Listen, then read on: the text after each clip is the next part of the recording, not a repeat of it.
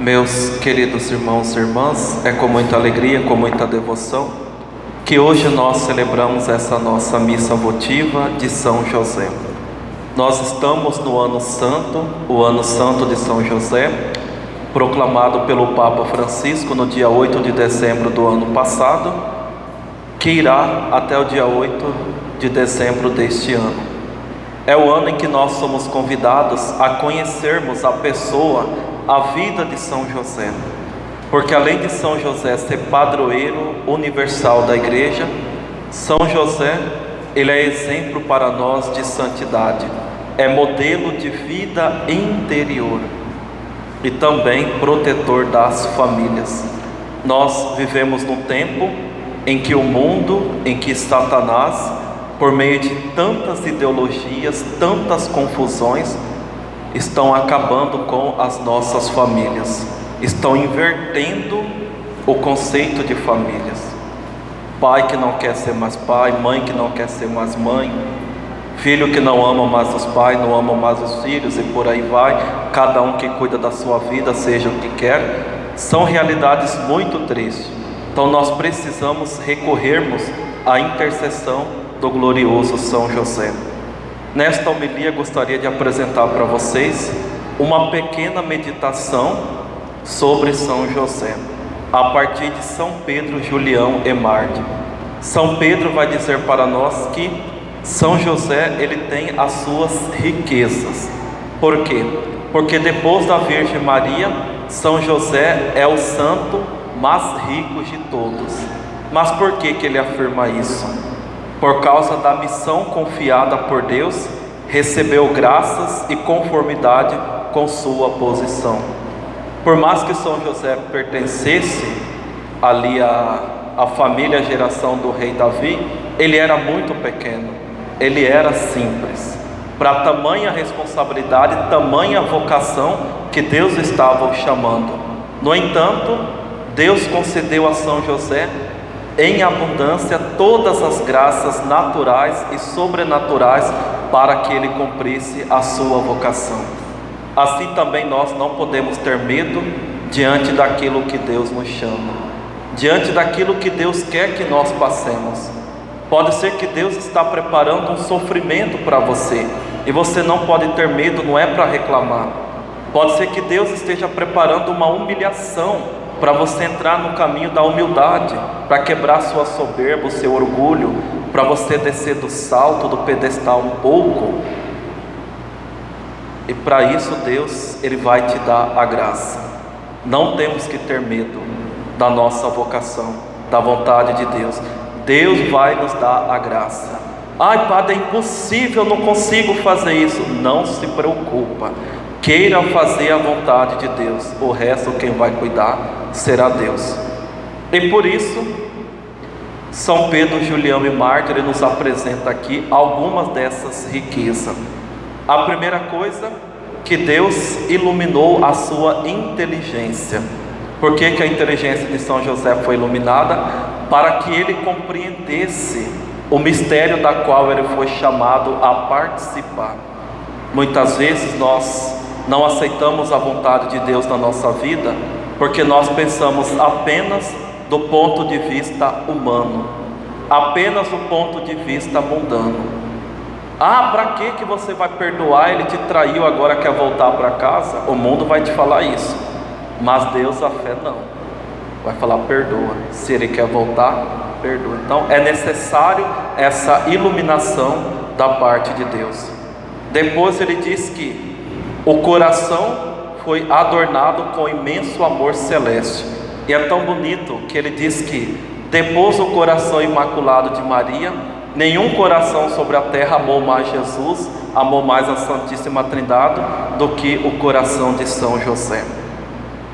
Depois, Deus cobriu com o manto da humildade para que São José pudesse partilhar inteiramente da vida do Divino Filho. O que significa partilhar da vida do Divino Filho? É você participar dela, é você viver na presença de Deus. Oração quer dizer isso, viver na presença de Deus, é querer aquilo que Deus quer. Quando nós chegamos nesse ponto, é um sinal que nós já estamos bem avançados na vida espiritual. Então Deus encheu São José de humildade, e é por isso que tem aquele ditado popular nas Sagradas Escrituras: pode porventura vir coisa boa de Nazaré? Ou seja, todo mundo, como assim? Ele, o filho do carpinteiro, pode vir coisa boa de Nazaré? Porque São José era muito pequeno, era muito simples, era muito pobre, mas foi para essa pequenez que Deus olhou.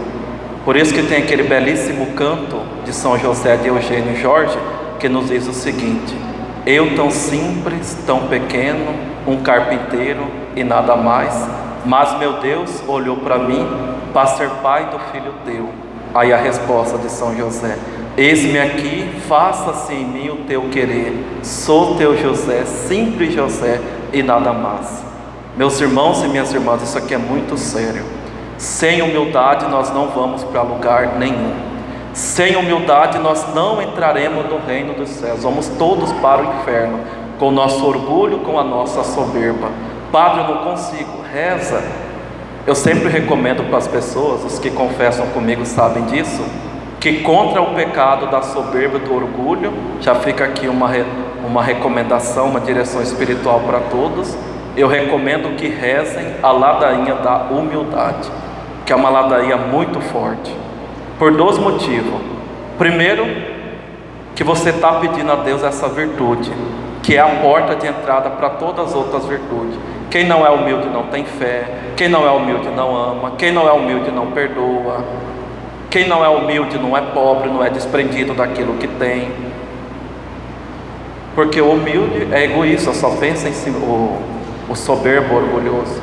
Então, primeiro, que você vai pedir a Deus essa virtude, a virtude da humildade.